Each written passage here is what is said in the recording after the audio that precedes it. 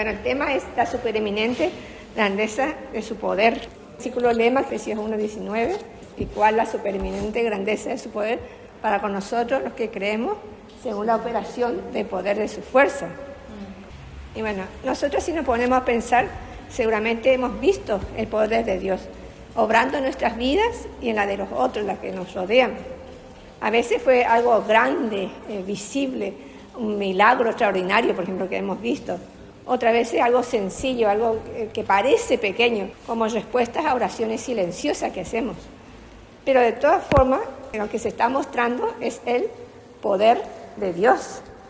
Por ejemplo, una vez leí de una madre, escritora de libros que se llama Barbara Johnson, que sufrió mucho, oró por años por su hijo que se había apartado del Señor, había renegado de su fe. Un buen día, dice que ese hijo fue llegando a su casa sin ella esperarlo, porque ni se comunicaba, él cortó toda la comunicación. Y ella oraba nomás. Llegó a la casa quebrantado, pidiendo perdón. Ese es el poder de Dios nomás, lo que Dios hace. Ella se dedicó a orar y Dios le contestó. Otra vez leí de un hombre que vivió en el siglo XIX, que se llamó George Mueller, en Inglaterra, y dice que él vio la cantidad de niños huérfanos que habían por la ciudad. Se le ocurrió hacer orfanatorios. Hizo en Inglaterra muchos orfanatorios con esta premisa: no voy a pedir dinero a nadie, voy a dedicarme a orar por cada necesidad. Y un día dice que no tenía nada para dar de comer a los niños, era el desayuno, y le hizo sentar a todos en la mesa y dijo: vamos a orar dando gracias a Dios por los alimentos. Y oraron. Ni terminó de orar, golpearon la puerta y era un panadero que le traía pan, porque había sentido de hacer pan extra ese día para dar al orfanatorio. Y después ratito golpean la puerta otra vez, era un lechero, su coche se había roto enfrente del orfanatorio y dijo: voy a ofrendar a este orfanatorio para que no se funda la leche. Es el poder de Dios, no hay otra explicación. Y así hay mucho para contar, y sin duda ustedes tienen también para contar cosas que le pasaron a ustedes o a los que les rodean, donde vimos ese poder que, como vamos a ver, no tiene límites, no tiene formas. Pero antes que estudiemos a fondo este versículo de Efesios 1:19, vamos a ver el contexto para poder entenderlo. Entonces acá vamos a ver el primer punto, la oración para conocer este poder. Efesios 1:15 al 19. Este contexto comienza con una acción de gracia que hace el apóstol Pablo por los efesios. Dice en el versículo 15 y 16: por esta causa también yo, habiendo oído de vuestra fe en el Señor Jesús y de vuestro amor para con todos los santos, no ceso de dar gracias por vosotros, haciendo memoria de vosotros en mis oraciones. Aquí vemos al apóstol Pablo alegrándose por la fidelidad de los efesios. ¿De qué cosa de ellos agradece? Fíjense en el pasaje ahí. Precisamente dice: habiendo oído de vuestra fe en el Señor Jesucristo y de vuestro amor por todos los santos. Estaba agradeciendo por su fe y por su amor. La fe en nuestro Señor y el amor a los santos son dos características esenciales de la vida cristiana. Con eso estaban demostrando su crecimiento espiritual. Luego de su agradecimiento pasa a contar lo que pedía por ellos. Ahí entramos en el punto que dice, punto B, rogativa al Padre glorioso. Y eso está en el versículo 17. Dice: para que el Dios de nuestro Señor Jesucristo, el Padre de gloria, o de espíritu de sabiduría y de revelación en el conocimiento de Él. Pablo dirigió su petición al Dios de nuestro Señor Jesucristo, el Padre glorioso, es decir, al Padre a quien toda gloria pertenece, que está por encima de todos. Entonces a ese Padre es el que él estaba orando, a ese Padre glorioso que tiene toda gloria. ¿Y qué le pedía? La primera petición de Pablo que hace al Padre es, la número 1, digamos, es que le dé, está en el versículo 17 también, que le dé espíritu de sabiduría y de revelación en el conocimiento de Él. Esa es la primera petición que le hace. ¿Y qué es eso? Esta sabiduría y revelación es dada por el Espíritu Santo. La sabiduría es una palabra griega que es Sofía, es la sabiduría de las cosas profundas de Dios, dice Barclay. es tener sabiduría en asuntos espirituales. O sea, ya estamos entrando a ver que estamos necesitados, según Pablo, de tener sabiduría espiritual. Necesitamos tener esa sabiduría. Y después la palabra revelación es apocalipsis, de donde viene la palabra apocalipsis, que significa revelación. Descubrir, conocer algo desconocido, es la palabra revelación. Luego dice, en el conocimiento de Él. Este conocimiento es epignosei, es conocerlo íntimamente a Dios. La Biblia de las Américas dice en el versículo 17, en un mejor conocimiento o verdadero conocimiento de Él. Entonces, lo que estaba Pablo diciendo acá, y que Dios nos conceda también eso a nosotros, ¿no es cierto?, que por medio de su Espíritu estemos cada día creciendo en el mayor conocimiento, un conocimiento más íntimo de Dios. Eso es lo que estaba en síntesis pidiendo acá, espíritu, sabiduría y revelación en el conocimiento de Él. La filosofía dice, conócete a ti mismo. En cambio, el cristianismo dice, conoce a Dios plenamente por medio de Jesucristo. ¿Será que conocemos ya todo de Dios? No, y en realidad muy poco. Entonces tenemos que ir creciendo en el espíritu, en este conocimiento de Dios cada día. La segunda petición que hace Pablo al Padre es, en el versículo 18, sigue diciendo, alumbrando los ojos de vuestro entendimiento. O como dice la Biblia de las Américas, que los ojos de vuestro corazón sean iluminados. En la Biblia la palabra corazón es la personalidad entera, que es la voluntad, la emoción y el pensamiento. O sea, todo nuestro ser que sea iluminado por Dios, que Dios nos dé ese entendimiento en toda nuestra personalidad, que sea impactada por ese conocimiento de Dios. Eso es lo que estaba pidiendo Pablo, la segunda petición que hace por los Efesios. Después pasa al motivo de la petición, y eso está en 18 y 19. Empieza diciendo como motivo de petición, en el 18, para que sepáis, alumbrando los ojos de vuestro entendimiento, para que sepáis, dice. ¿Qué es esta palabra? Esta palabra, saber e ido, es inspeccionar, examinar, poner la atención en algo, observar, examinando en detalle algo. Esa es la palabra para que sepáis, significa poner atención, examinar atentamente algo. Una ilustración que me vino cuando estudié esta palabra es la de un general que está en una mesa así como esta, parado, y está un mapa ahí, y están rodeados todos sus subordinados de sus soldados, y todos estudiando ese mapa. ¿Y qué es ese mapa? Es el mapa de la batalla que están por tener. Entonces están estudiando los detalles del terreno, todos atentos, todos mirando con atención, todos atentos porque de eso depende su vida, depende la victoria de la batalla. Y bueno, esa es la palabra entonces que Pablo quería que nosotros estemos atentos, y que está señalando a cada creyente lo más importante que debemos tener o debemos saber, por esa es la palabra que usa, para batallar la vida cristiana. ¿Y qué sería lo que dice acá que debemos saber? Y son 3 hechos que debemos poner atención. Dice, el primer hecho que debemos saber se refiere al pasado. Y está en el versículo 18, sigue diciendo, para que sepáis la esperanza a que Él os ha llamado. Ese es el primer hecho. La esperanza de un creyente tiene su origen en el pasado, cuando respondió al llamado de la salvación que se hizo por medio del Evangelio. Entonces ahí comenzó nuestra esperanza, cuando a vos se te predicó el Evangelio, vos creíste y ahí te apropiaste de esa esperanza, ¿no es cierto? La palabra esperanza viene de elpo, esperar con anhelo, con placer significa. Es una expectativa alegre y confiada de salvación eterna. Como dice en Tito 1:2, en la esperanza de la vida eterna. O sea que esa es la esperanza que nosotros tenemos, que tiene el creyente. Lo que Pablo nos está diciendo, pon tu atención en esto, examina. ¿Estás sabiendo cuál es la esperanza que tiene un creyente? Y ahora yo le pregunto a ustedes, ¿qué esperanza tenemos? ¿Qué esperanza tienes a que Él nos ha llamado? ¿A qué esperanza nos llamó? La vida eterna, con Él en la eternidad. ¿Qué más? A ser salvos, a tener... Nos redimió, Sí. ¿Y qué esperanza estamos teniendo? Algo que todavía no tenemos. Porque esperanza es algo que estamos esperando.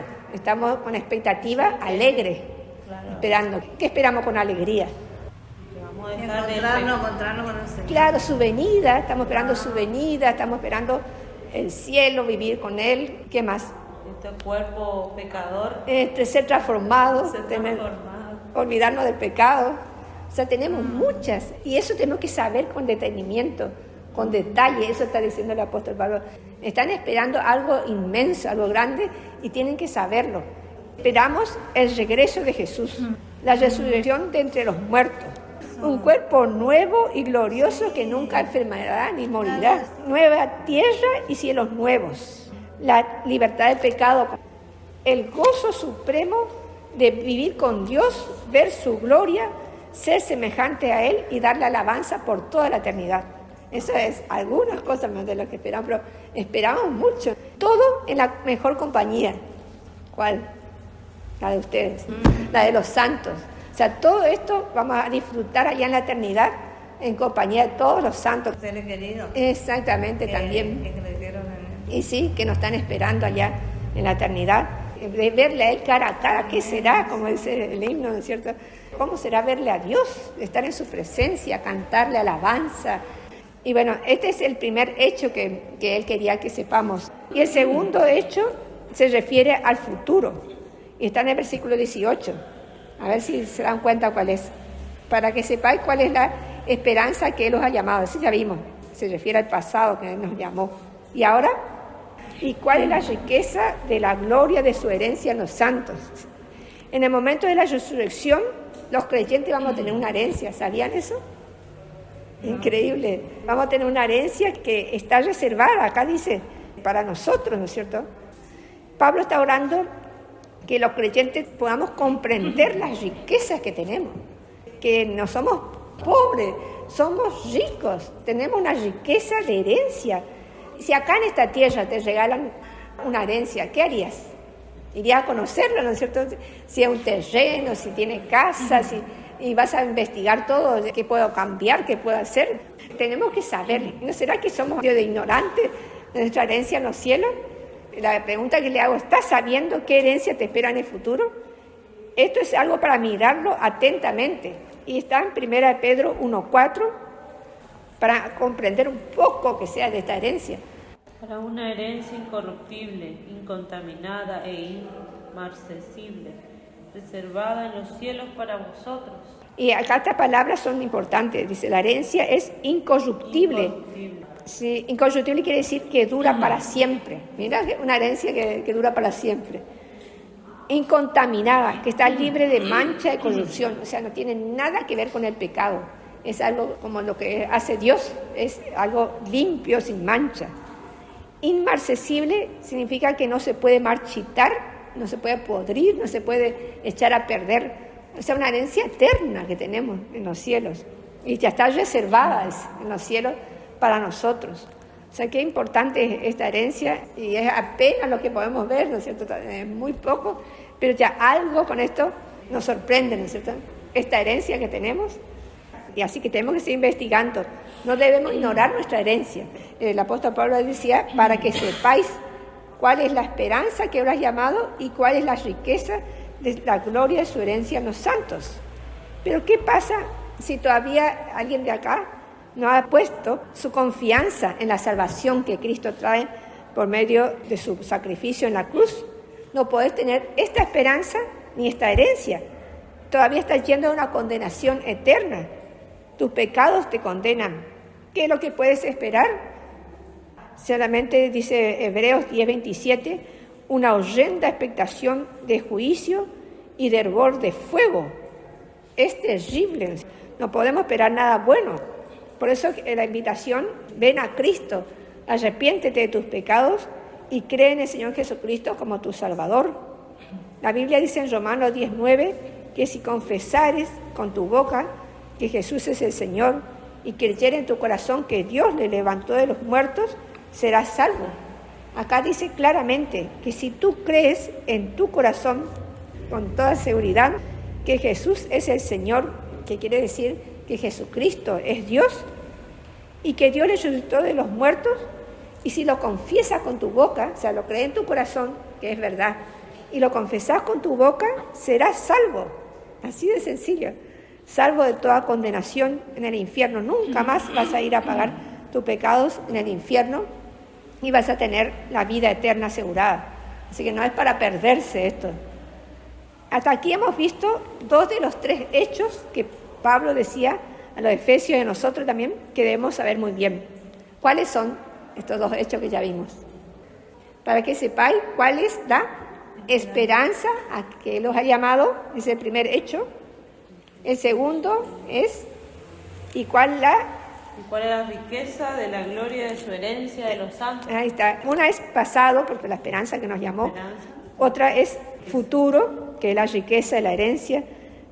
Y ahora vamos a ver el tercer hecho que debemos saber, que se refiere al presente. Este es algo actual, presten atención. Y ahí entramos en el versículo 19. Vamos a decir todas juntas, a ver si se acuerdan de memoria. Y cuál la supereminente grandeza de su poder para con nosotros, los que creemos, según la operación del poder de su fuerza. Muy bien, Efesios 1:19. Y acá entramos en el segundo punto, dice, la supereminente grandeza explicada. Entonces acá Pablo quería que supiéramos que habíamos sido equipados en el presente con un poder sobrenatural, un poder extraordinario que ni se puede explicar. En primer lugar, habla de la supereminente grandeza de su poder. ¿Qué es esto? La palabra poder es dunamis en griego. De esta palabra viene dínamo y dinamita. Es una energía, una potencia enorme que está lista para actuar, un poder retenido. Y me hace recordar de las represas. Comienza con una acumulación de agua y esas aguas tienen poder inmenso, pero todavía no están en acción, están retenidas hasta que las compuertas se abren.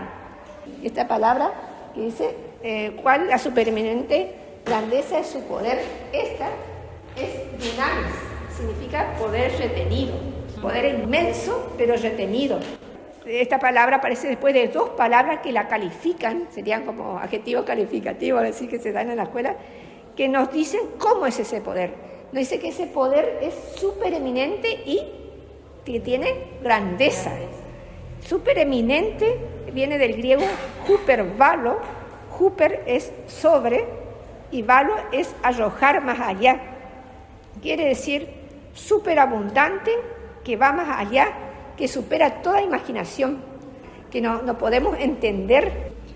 Y después la palabra grandeza es otra palabra muy importante, que viene de la palabra griega megetos, de la cual viene la palabra megas, que es muy actual, ¿no es cierto?, significa 1.000.000, y la palabra megatón, que es megatón, que se usa para medir la potencia de las bombas nucleares y las bombas atómicas, y que significa 1.000.000 de toneladas de TNT.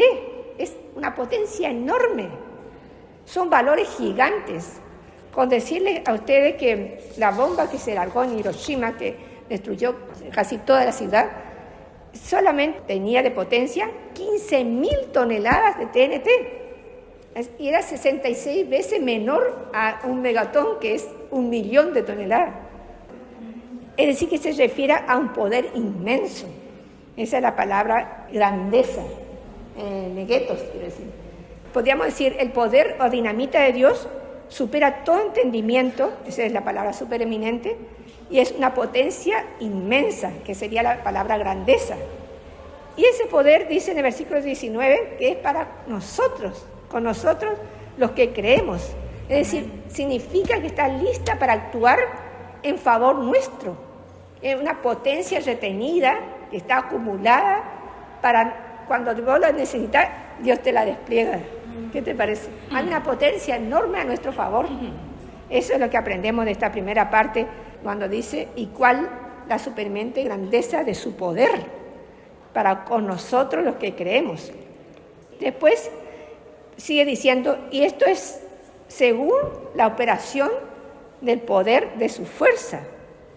La palabra operación viene de energía, y en significa dentro, ergón, trabajo, significa fuerza o energía colocada dentro de alguien. Dios coloca su poder en nosotros también. Tremendo. Entonces, cuando te dice operación, es una palabra energía, que significa colocar dentro un poder, ¿no es cierto? Después viene la palabra kratos, y pongan atención a esto, que es otra palabra importante. Kratos es el ejercicio de la fuerza, el poder que se manifiesta.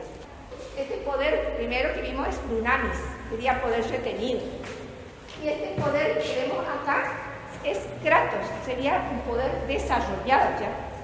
Sería como, volviendo al ejemplo de la represa que hoy le dije, sería como que ya se abren las compuertas, se larga esas aguas que están ahí retenidas, y esa enorme cantidad de agua tiene poder de hacer mover todas las turbinas. Tiene poder de mover todas esas turbinas gigantes y de iluminar ciudades y regiones enteras. Si dunamis es el poder retenido, kratos es el poder ya desatado. Y este poder, kratos, tiene una potencia ilimitada. ¿Por qué? Porque viene de Dios, y Dios es todopoderoso. En cambio, esta palabra kratos se usa también para poderes humanos, de las potestades de este mundo, pero ahí no es ilimitada, porque ellos tienen un poder limitado, ¿no es cierto? En definitiva, este es un poder divino indescriptible, incalculable, ilimitado, en acción, en beneficio de los que creen en Cristo. O sea que ahí ya se pone en acción ya. Ahí cuando se habla de operación del poder de su fuerza, estamos hablando ya de un poder desarrollado. Es cuando vos necesitaste que Dios actúe y Dios ya largó ese poder. O sea, no es que lo vives reteniendo ese poder. Dios, en algún momento que vos orás, por ejemplo, Señor, ayúdame en esta situación, Señor, haz algo, y Dios, conforme a su voluntad, te contesta. Ahí es que está desatando esa energía, ese poder de Dios, y pasa a la acción. Y cada cosa que vemos, ¿no es cierto? ¿Y sabían ustedes que muchos estudiosos y predicadores coinciden que Efesios 1:19 es el versículo o pasaje más potente de la Biblia? Así le llaman. Si alguna vez ustedes quieren preguntarle a alguien cuál es ese pasaje más potente de la Biblia, pueden hacerlo. Y es Efesios 1:19. ¿Y por qué le llaman el pasaje más poderoso de la Biblia? Porque tiene 4 palabras que son distintas formas de demostración del poder de Dios y que no están en ningún otro pasaje de la Biblia. Están en algunos, a lo sumo están 3, pero en la mayoría están 2, 1. Pero acá están los 4. Y son estos que estudiamos. La palabra dunamis, que significa potencia. La palabra energía, que es operación. Esa es otra palabra de poder. Y después la palabra kratos, que sería el poder ya en acción. Y la palabra iskus, significa fuerza inherente. Este poder que transmite la idea de fuerza o poder inherente a un ser o persona. En este caso, Dios, que es fuerte, todopoderoso. Es decir, que la palabra iskus, cuando dice acá el poder de su fuerza, es alguien que tiene un poder inherente a sí mismo. Y ese sería Dios, el poder de Dios, que sabemos que Dios es todopoderoso. Y nos transmite a nosotros ese poder, el poder de su fuerza. ¿No? Qué interesante, para cumplir su voluntad. Vamos a ver el tercer punto ya ahora, la supereminente grandeza demostrada. Pablo quería que los creyentes comprendan qué tan grande y real es el poder de Dios a favor de ellos. Por eso pone 4 ejemplos concretos de cómo ese poder ya se manifestó en Cristo. Son 4 acciones que ocurren una tras otras, cronológicas, digamos así. Primero, lo resucitó entre los muertos con ese poder que estamos estudiando. Segundo, le hizo sentar a su diestra en lugares celestiales. Tercero, todas las cosas lo sometió Dios bajo sus pies.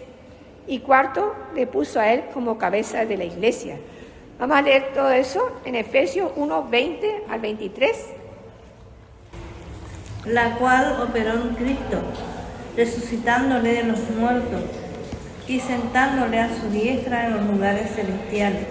Sobre todo principado y autoridad y poder y señoría, y sobre todo el que nombra, no solo en este siglo, sino también en el venidero. Batió todas las cosas bajo sus pies y lo dio por cabeza sobre todas las cosas a la iglesia, la cual es su cuerpo, la plenitud de aquel que todo lo llena en todo. Ahí está. Entonces, ahí vamos a ver 4 ejemplos concretos que Pablo nos está mostrando para que sepamos cómo es ese poder, para que veamos qué grande es este poder que estamos estudiando recién. Y lo primero que dice, este poder de Dios le resucitó a Cristo de los muertos. Vemos eso en el versículo 20, lo leímos recién, la cual operó en Cristo, resucitándole de los muertos. No hay poder humano que pueda hacer esto. Después de morir, Jesús permaneció en la tumba, ¿cuántos días? 3 días. Él estaba en cuerpo sin vida, sin espíritu, y Dios con un poder sobrenatural lo hizo resucitar, le dio vida, y no solamente le dio vida física, sino también le dio vida gloriosa e inmortal. Ya no era el mismo. Entonces el Señor Jesucristo hasta podía pasar las paredes, estaban todos encerrados y Él apareció entre ellos. Y es otra clase de cuerpo ya que les dio. Es un ejemplo del que va a ser nuestros cuerpos gloriosos cuando tengamos. También creer en la resurrección de Cristo es clave en la fe cristiana. Como hemos visto, para ser salvos, ¿qué tenemos que creer? Que además de confesar que Jesús es el Señor, tenemos que creer que Dios le levantó de los muertos al Señor Jesucristo para ser salvos. Entonces, este es el primer ejemplo concreto que nos da Pablo para que entendamos qué grande es este poder que le resucitó a Cristo de los muertos. El segundo ejemplo está también en el versículo 20, es el poder de Dios en la ascensión de Cristo, cuando dice, sentándole a su diestra en los lugares celestiales. Es el poder en la ascensión de Cristo. La Escritura registra que después de su resurrección, Jesús se presentó vivo a los apóstoles por un plazo de 40 días. O sea que ya hubo poder en resucitarle. Pero ahora vamos a ver que este poder se desarrolló más todavía, le ascendió a los cielos. Cuando Jesús ascendió a los cielos, fue a la misma presencia de Dios. Y esto está más allá de todo poder humano. ¿Hasta dónde llegó el hombre hasta ahora? A la luna. Y se cree, están estimando, no sé, vamos a ver si lo logran, que para 2030, 2040 van a llegar a Marte. Eso está todavía en la etapa preparatoria. Pero nada que ver lo que hizo Cristo ya hace mucho tiempo. Ese fue a lo que Pablo llama el tercer cielo en 2 Corintios 12. Entonces, él traspasó el primer cielo, que sería la atmósfera que rodea la Tierra, el segundo cielo, que serían los planetas y las estrellas, y llegó al tercer cielo, que es la presencia de Dios, donde está Dios con sus santos ángeles. ¡Qué poder inmenso! ¡Qué poder impresionante que tiene Dios! Y ese poder está disponible para nosotros los creyentes. Después vemos el tercer ejemplo que nos da en el versículo 21 y 22, que dice que ese poder le sentó a Cristo sobre todo principado y autoridad y poder y señorío, y sobre todo nombre que se nombra, no solo en este siglo, sino también en el venidero, y sometió todas las cosas bajo sus pies. Y dice sobre todo principado y autoridad, poder y señorío. Cuando dice esas 4 palabras, está hablando de todo dominio potestad del universo, terrenal y celestial. O sea, Él tiene poder, al Señor Jesucristo se le colocó con poder sobre todo el universo. Y también no deja fuera ningún elemento, ni del bien y ni del mal. Todo está sujetado a Cristo. Y también de todos los tiempos, Él está sobre todo. Todos han sido sujetados bajo el dominio de Cristo para toda la eternidad. Está todo bajo el poder de Cristo. Ese es el poder de Dios, que sujetó a todo bajo Cristo. Entonces, ¿qué tenemos que temer? No podemos temer a ninguna autoridad. A veces temblamos cuando tengo que ir a hablar con el director de tal cosa, tengo que ir a hablar con el director de renta, ponerle, o el presidente. No, todos están sujetos bajo el poder de Dios. Como dice el versículo, sobre este alto hay otro más alto, ¿no es cierto? Y sobre todo el Altísimo. Más bien tenemos que hablar con Dios, como dice la Biblia, inclina el corazón de los reyes. Dios inclina el corazón de los reyes hacia el que quieren. Entonces estamos con el poderoso. ¿No les sucedió a ustedes muchas veces que que van y piden algo y se le da, que es una providencia de Dios para sus vidas. Ahí vemos el dominio de Cristo. El cuarto ejemplo del poder de Dios es el poder de colocar a Cristo como cabeza de la iglesia. Eso vemos en el 22 y 23, cuando dice, y lo dio por cabeza sobre todas las cosas a la iglesia, la cual es su cuerpo, la plenitud de aquel que todo lo llena en todo. Es un Jesús tan poderoso que le ha sido dado también a la iglesia como cabeza. Aunque el liderazgo de Jesús sobre toda la creación es al final de los tiempos, o sea que hasta ahora hay cosas que no están sujetas todavía a Cristo, sin embargo, hoy ya es cabeza de nosotros, de la iglesia. Es un privilegio, ¿no es cierto?, que aquel al cual te está sometido todo, nos tiene a nosotros como su cuerpo. Él es nuestra cabeza, quiere decir, Él es nuestro líder, que nos dirige hacia el bien, nunca nos va a dirigir hacia el mal, ¿no es cierto? Y todas las cosas están bajo sus pies, pero nosotros, la iglesia, somos su cuerpo, estamos bien ubicados, tenemos una elevada posición. Entonces Cristo, la cabeza del cuerpo, llena para sí mismo a la iglesia de toda bendición. Por eso dice, la plenitud de aquel que todo lo llena en todo. O sea, Él nos llena de bendición a nosotros. Él es nuestra cabeza. Y ahora vamos a ver el cuarto punto, la supereminente grandeza en el creyente. ¿Cómo se aplica todo esto que estamos viendo? Ya hemos visto los 4 ejemplos de cómo se manifestó ese poder, pero tenemos que saber, hermanas, que la misma energía, fuerza, potencia que levantó a Cristo de los muertos, que lo sentó a la diestra en lugares celestiales, que sometió bajo sus pies a todas las cosas, es la misma autoridad y poder que gobierna ahora nuestras vidas. Desde el día que creímos en Cristo, el poder de Dios habita en cada creyente por medio de su Espíritu. En Efesios 3:16 dice, para que os dé en ser fortalecidos con poder en el hombre interior por su Espíritu. Dios da esa fortaleza dentro nuestro por medio de su Espíritu. La presencia del Señor Jesucristo da poder, capacita a los creyentes para vivir triunfalmente y servirle. Colosenses 1:29 dice, para lo cual también trabajo, luchando según la potencia, energía, dice ahí, que es esa palabra potencia, de Él, la cual actúa poderosamente en mí. Entonces, ¿cómo podemos vivir esta vida cristiana victoriosa? Con ese poder que Él colocó dentro nuestro, con su potencia que está dentro nuestro.